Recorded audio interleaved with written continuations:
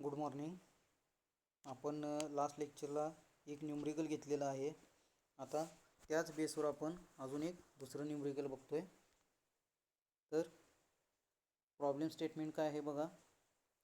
An indoor badminton court is accommodated in a hall of 20 meter length, 10 meter width and 5 meter height. The wall and ceiling of hall are painted black and do not reflect any light. Design a scheme for providing an average illumination of 80 lux at ground surface using 200 watt tungsten filament lamp with suitable fitting. Give a reason for your choice. Take coefficient of utilization is 0.5. Lamp efficiency is 15 lumens per watt. Show the deposition of lamps. Okay, तर हे आपलं problem statement आहे. आता याच्यामध्ये आपण बघू given data काय आहे. तर याच्यामध्ये पहिलं तुम्हाला दिलेलं आहे ई म्हणजेच काय, इल्युमिनेशन. किती इल्युमिनेशन दिलेलं आहे? 80 लक्स. ओके, 80 लक्स इल्युमिनेशन दिलेलं आहे. एरिया ऑफ वर्किंग प्लेन किती दिलेला आहे? एरिया किती आहे हॉलचा? त्या 20 meter length and 10 meter width, म्हणजेच एरिया किती आला? 200 मीटर स्क्वेअर. ओके, त्याच्यानंतर युटिलायझेशन फॅक्टर दिलेला आहे आपल्याला 0.5. ओके, युटिलायझेशन फॅक्टर किती दिलेला आहे? 0.5. आणि लॅम्पचं वॅटेज आहे 200 watt. Weightage of lamp is 200 watt. त्याच्यानंतर अजून आपल्याला काय दिलेलं आहे? लॅम्पची इफिशियन्सी दिलेली आहे. इफिशियन्सी आपण कशी कॅल्क्युलेट करतो? लुमेन्स पर वॅट. ओके, इफिशियन्सी कशी घेतो आपण? लुमेन्स पर वॅट. तर इथं लॅम्पची इफिशियन्सी किती दिलेली आहे? 15 लुमेन्स पर वॅट. ओके, लॅम्पची इफिशियन्सी किती दिलेली आहे? 15 लुमेन्स पर वॅट.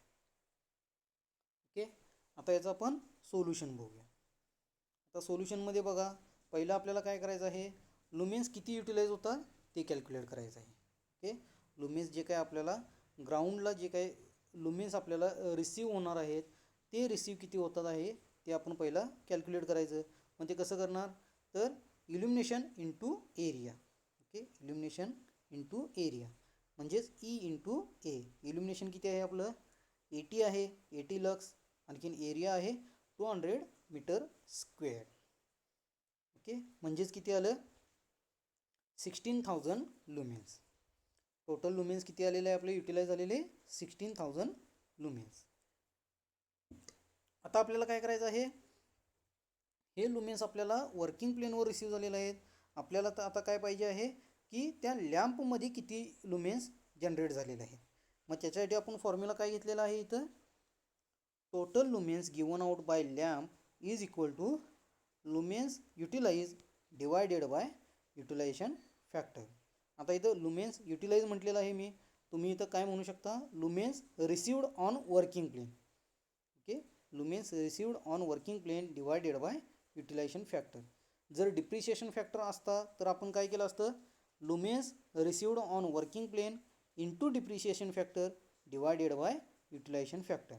आता इथं आपल्याला डिप्रिशिएशन फॅक्टर दिलेला नाही, त्यामुळे आपण काय करणार? इथं फक्त टोटल लुमेन्स युटिलाइज किंवा लुमेन्स रिसिव्ड ऑन वर्किंग प्लेन एवढंच घेणार आहेत.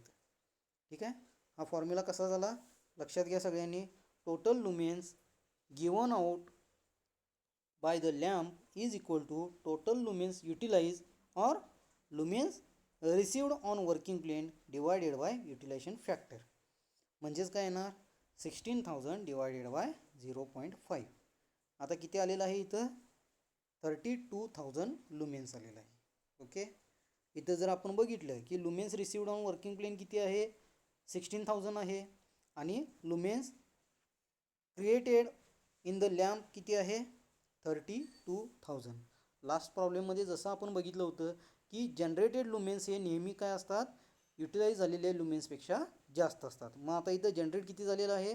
32,000 लुमेन्स झालेलं आहे आणि वर्किंग प्लेनवर किती मिळालेलं आहे 16,000. ओके. आता त्याच्यानंतर आपल्याला वॅटेज काढायचं आहे. वॅटेज कसं काढणार त्याच्यासाठी आपल्याला आधी लुमिनस इफिशियन्सीचा फॉर्म्युला माहिती असायला पाहिजे. आता लुमिनस इफिशियन्सीचा फॉर्म्युला आपला काय आहे तर luminous efficiency is nothing but lumens per watt. Okay, lumens per watt. आता त्याच्यावरून आपल्याला वॅटेज कसं घेता येईल तर lumens divided by efficiency is nothing but wattage. मग आता टोटल लुमेन्स रिसीव किती आहेत आपल्याला 32,000. आणखीन लुमिनस इफिशियन्सी सिंगल लॅम्पची किती आहे 15. म्हणजेच आपल्याला टोटल वॅटेज किती येणार 2133 वॅट. ओके, म्हणजेच आपण 2.1 किलोवॅट म्हणू शकतो. आता याच्यावरून आपल्याला नंबर ऑफ लॅम्प्स काढायचा आहे.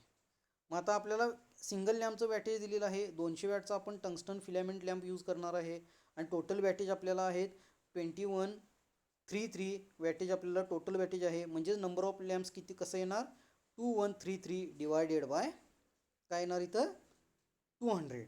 ओके, म्हणजेच इथं काय येणार 2133 डिवायडेड बाय 200. आता हे डिव्हिजन जर आपण केलं तर आपल्याला येणार ॲन्सर 4. ओके, इथं काय येणार आपला ॲन्सर 4 येणार. समजलं सगळ्यांना.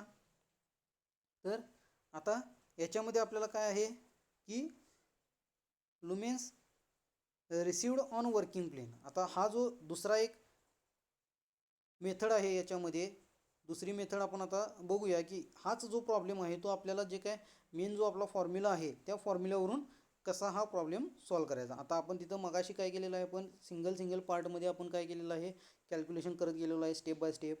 आता इथं 1 स्टेपमध्ये आपल्याला कसा कॅल्क्युलेट करायचं आपल्याला काय फाइंड आउट करायला सांगितलेलं आहे नंबर ऑफ लॅम्प्स. आता नंबर ऑफ लॅम्प्स कसा फाइंड आउट करणार आपण तर हा जो काय फॉर्म्युला आहे तोच फॉर्म्युला आपण काय करणार हा इथं जर तुम्ही बघितला हा फॉर्म्युला आपण काय करणार रिस्ट्रक्चर करणार. आता हा कसा रिस्ट्रक्चर होईल number of lamps is equal to काय होणार lumens received into depreciation factor divided by wattage of lamps into efficiency of lamps into utilization factor. आता याच्यामध्ये आपल्याला ज्या काही क्वांटिटी दिलेल्या आहेत तेवढ्या घ्यायच्या, ज्या दिलेल्या नाहीत क्वांटिटी त्या सगळ्या काय करायच्या निग्लेक्ट करायच्या.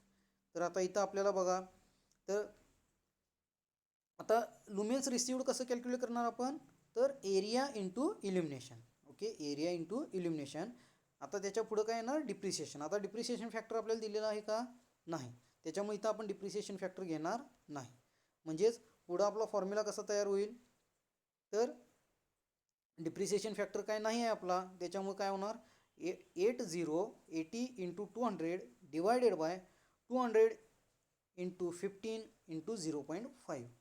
आता वरती जर बघितलं आपण 80 काय आहे इल्युमिनेशन आहे 200 काय आहे एरिया आहे 20/10. त्याच्यानंतर डिवायडेड बाय काय केलेलं आहे आपण 200 म्हणजेच काय वॅटेज ऑफ सिंगल लॅम्प. 15 म्हणजेच इथं काय आलेलं आहे की लॅम्प इफिशियन्सी आणि युटिलायझेशन फॅक्टर किती आहे 0.5. आता हे टोटल सगळं जर आपण याचं प्रोडक्ट आणखीन मल्टिप्लिकेशन आणखीन याचं जर डिवायडेशन जर केलं तर आपल्याला ॲन्सर मिळणार 10.66 आन्सर मिळणार. म्हणजेच 11 number of lamps of 200 watt. हे देखील आन्सर आपलं काय आहे बरोबर आहे. ओके, समजलं सगळ्यांना. तर हा अशा पद्धतीने आपण प्रॉब्लेम सॉल्व करू शकतो.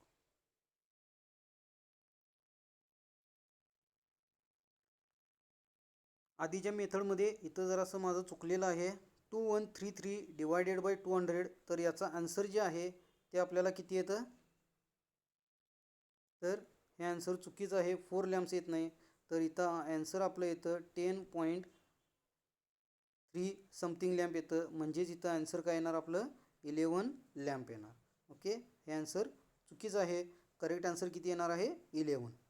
ओके, आणि जर आपण पुढच्या फॉर्म्युल्यानं जर बघितलं तर तिथंसुद्धा आपलं आन्सर येतं 11.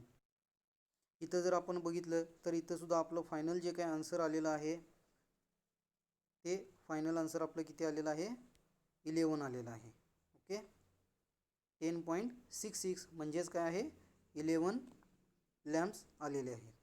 ओके, त्याच्यानंतर इथं आता एक तुम्हाला प्रॅक्टिससाठी आपण एक न्यूमरिकल दिलेलं आहे. ते न्यूमरिकल तुम्ही काय करायचं आहे, सॉल्व करायचं आहे.